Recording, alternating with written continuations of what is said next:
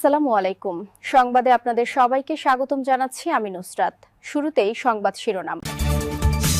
যুদ্ধবন্ধের আলোচনা হয়নি। ইরানের চোরাবালিতে আটকা পড়েছেন ট্রাম্প। তেল আবিবে আঘাত হানল ইরানি মিসাইল, আহত ৬। ইরানে হামলার আগে ট্রাম্পকে কিসের লোভ দেখিয়েছিলেন নেতানিয়াহু? ইসরায়েলে আবার ইমাদ ও কদর ক্ষেপণাস্ত্র বৃষ্টি নামাল ইরান।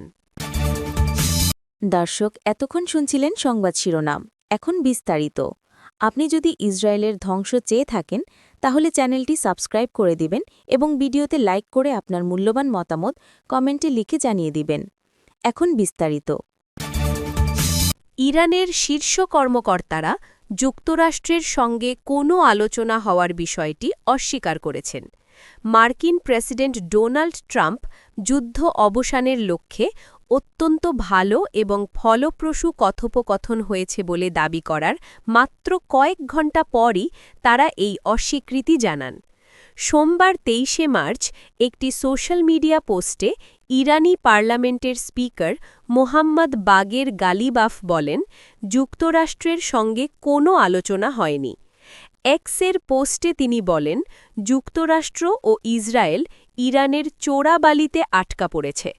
তা থেকে বাঁচতে ফেক নিউজ ব্যবহার করছেন ট্রাম্প। যুক্তরাষ্ট্রের সঙ্গে কোনো আলোচনা হয়নি। আর্থিক ও তেলের বাজার নিয়ন্ত্রণ করতে ওয়াশিংটন ও তেল আবিব ভুয়ো তথ্য ছড়াচ্ছে। গালিবাফ আরও বলেন, ইরানি জনগণ আগ্রাসনকারীদের সম্পূর্ণ এবং অনুশোচনামূলক শাস্তি দাবি করে।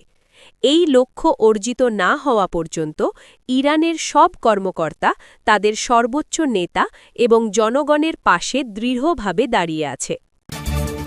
মার্কিন ইসরায়েলি আগ্রাসনের ২৫তম দিনে নতুন করে শক্তিশালী ইমাদ ও কদর ক্ষেপণাস্ত্র দিয়ে উগ্র ইহুদিবাদী ভূখণ্ডটিকে লক্ষ্যবস্তু করেছে ইরান।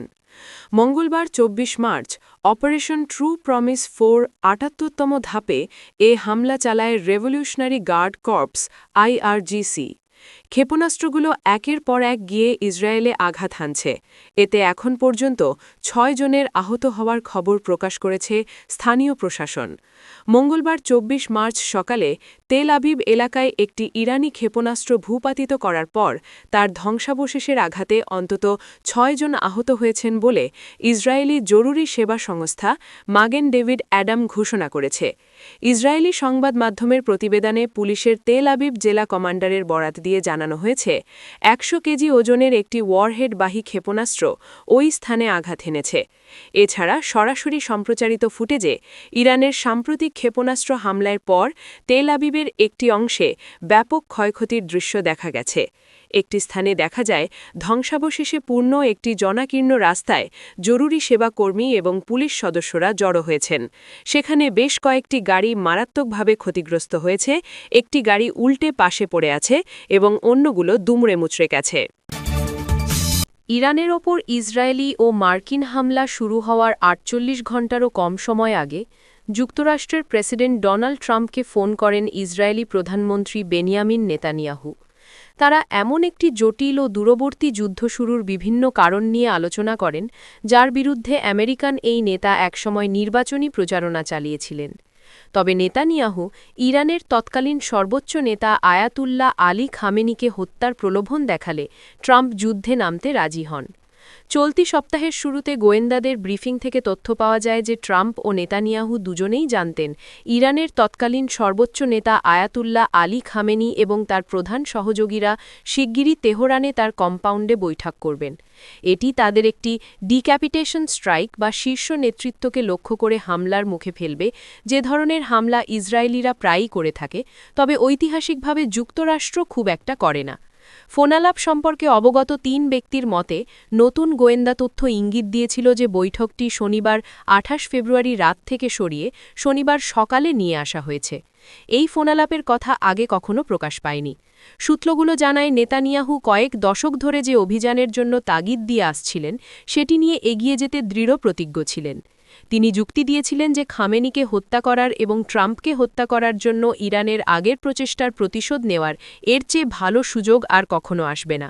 সেই প্রচেষ্টার মধ্যে 2024 সালে ট্রাম্প যখন প্রেসিডেন্ট প্রার্থী ছিলেন তখন ইরানের পরিকল্পনা করা একটি ভাড়াটে খুনি পাঠানোর ষড়যন্ত্রও অন্তর্ভুক্ত ছিল। বিচার বিভাগ একজন পাকিস্তানি নাগরিকের বিরুদ্ধে যুক্তরাষ্ট্রের লোক নিয়োগ করে এই পরিকল্পনার চেষ্টার অভিযোগ এনেছে, যা মূলত ওয়াশিংটনের হাতে ইসলামিক রেভলিউশনারি গার্ড কর্পসের শীর্ষ কমান্ডার কাসেম সোলাইমানি হত্যার প্রতিশোধ হিসেবে নেওয়া হয়েছিল। সংবেদনশীল অভ্যন্তরীণ আলোচনার বিষয়ে নাম প্রকাশ না করার শর্তে সূত্রগুলো জানায়, এই ফোনালাপের সময় ট্রাম্প ইরানের বিরুদ্ধে সামরিক অভিযান চালানোর ধারণায় ইতিবাচক ছিলেন, কিন্তু যুক্তরাষ্ট্র কখন বা কোন পরিস্থিতিতে এতে সরাসরি যুক্ত হবে সে বিষয়ে তখনও সিদ্ধান্ত নেননি। যুদ্ধবন্ধে ইরানের সঙ্গে ফলপ্রসূ আলোচনা হয়েছে বলে মার্কিন প্রেসিডেন্ট ডোনাল্ড ট্রাম্প দাবি করার পর আবার ইসরায়েলে ক্ষেপণাস্ত্র বৃষ্টি নামাল তেহরান। আজ মঙ্গলবার 24 March Islamic Revolutionary Guard Corps বা IRGC তাদের চলমান প্রতিশোধমূলক অপারেশন ট্রু প্রমিস 4-এর ৭৮তম ধাপের ঘোষণা দিয়েছে। নতুন দফায় ইসরায়েলের ডিমোনা, তেল আবিব ও ইলাতের মতো অত্যন্ত সংবেদনশীল লক্ষ্যবস্তুর পাশাপাশি ওই অঞ্চলে বেশ কয়েকটি মার্কিন সামরিক ঘাঁটিকে লক্ষ্যবস্তু করা হয়েছে। মঙ্গলবার 24 মার্চ এক বিবৃতিতে IRGC অভিযানের এই সর্বশেষ পর্যায়কে একটি উল্লেখযোগ্য অগ্রগতি হিসেবে বর্ণনা করেছে। তারা জানায়, যখন জাতি মুষ্টিবদ্ধ হাতে লাখ লাখ মানুষের সমাবেশে উপস্থিত হয়ে ইসলামী প্রজাতন্ত্রের প্রতি ব্যাপক সমর্থন জানাচ্ছে, ঠিক তখনই শত্রুর লক্ষ্যবস্তুগুলিতে বৃষ্টির মতো ক্ষেপণাস্ত্র বর্ষিত হয়েছে। একটি অনন্য রেকর্ড বিবৃতিতে উল্লেখ করা হয়েছে যে এই সর্বশেষ পর্যায়টি যুদ্ধের ইতিহাসে একটি অনন্য রেকর্ড স্থাপন করেছে। বিবৃতি অনুযায়ী দখল করা ইলাত বন্দর, সুরক্ষিত শহর ডিমোনা, যেখানে ইসরায়েলি শাসকের কুখ্যাত পারমাণবিক চুল্লি অবস্থিত, এবং উত্তর তেল আবিবের লক্ষ্যবস্তুগুলিতে ইমাদ এবং মাল্টি ওয়ারহেড কদর ক্ষেপণাস্ত্র ব্যবস্থা এবং অ্যাটাক ড্রোন ব্যবহার করে হামলা চালানো হয়েছে। IRGC এ নিয়ে দ্বিতীয়বার ডিমোনাতে আঘাত হানল। এর কয়েকদিন আগেই তারা একটি পাল্টা হামলা চালিয়েছিল, যা অধিকৃত অঞ্চল জুড়ে ভীতির সঞ্চার করেছিল। ওই হামলায় ডিমোনা এবং এর পাশের শহর আরাদে 200-এরও বেশি মানুষ হতাহত হয়েছিল। IRGC আরও জানায়, তাদের অভিযানের ৭৮তম পর্যায়ে এ অঞ্চলে অবস্থিত বেশ কয়েকটি মার্কিন সামরিক ঘাঁটিকেও লক্ষ্যবস্তু করা হয়েছে। আঘাত নির্ভর অভিযান বিবৃতিতে আরও বলা হয়েছে যে IRGC এই ঘৃণ্য ও শিশু হত্যাকারী আগ্রাসনকারীদের সঙ্গে আঘাত নির্ভর অভিযানের মাধ্যমে কথা বলছে। বিবৃতিতে উল্লেখ করা হয়েছে যে IRGCর অধিকাংশ কমব্যাট ইউনিট এবং ইসলামী প্রজাতন্ত্রের লাখ লাখ বাজেদ স্বেচ্ছাসেবক বাহিনী এখনও যুদ্ধক্ষেত্রে প্রবেশ করেনি। সতর্ক করে বলা হয়েছে যে তাদের সম্ভাব্য অংশগ্রহণ সংঘাতকে আরও তীব্র করবে এবং আগ্রাসনকারীদের জন্য পরিস্থিতি নিয়ন্ত্রণহীন করে তুলবে। IRGC আরও সতর্ক করেছে যে কোনো পর্যায়ের আগ্রাসনের পরিকল্পনাকারী, বাস্তবায়নকারী এবং সমর্থকদের ওপর ইরানের তীব্র আঘাত অত্যন্ত দ্রুত নেমে আসবে। গত মাসের শেষের দিকে ইরান বিরোধী সামরিক তৎপরতা শুরু হওয়ার পরপরই অপারেশন ট্রু প্রমিস 4 শুরু হয়। আপনি যদি আমাদের চ্যানেলে নতুন হয়ে থাকেন তাহলে চ্যানেলটি সাবস্ক্রাইব করে দিন।